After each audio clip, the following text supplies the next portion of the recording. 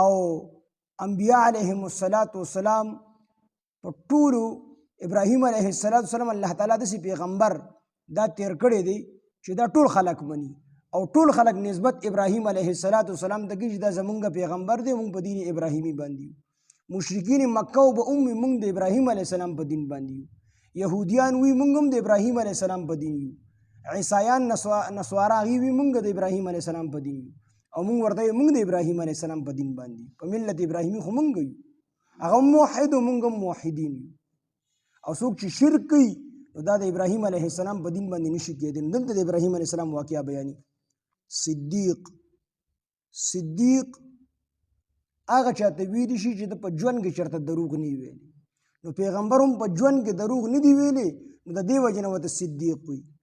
او بعضې مفسرین لیکلي دي چې صدیق هغه چاته وي چې د هغه اعتقاد، قول او فعل دا ټول برابري.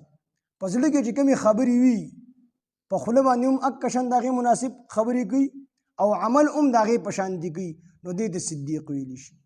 نو په دې معنی سره هر پیغمبر دا صدیقي، هر پیغمبر د زړه اعتقاد، د ژبې وینا، عمل دا ټول برابري، نو هر پیغمبر صدیقي. هر پیغمبر په ټول عمر کې چېرته دروغ نه وي ویلي، هر پیغمبر په ټول عمر کې دروغ نه وي ویلي، نو په دې معنی سره هم هر پیغمبر صدیقي.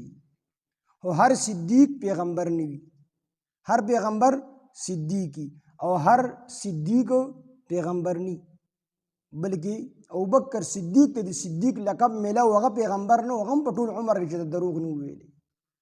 نبی علیه السلام ورله لقب ورکړی صدیق. نو هر پیغمبر دا صدیقي، او هر صدیق دا پیغمبر نه. عامو خلکو کې هم صدیقي نشته دی.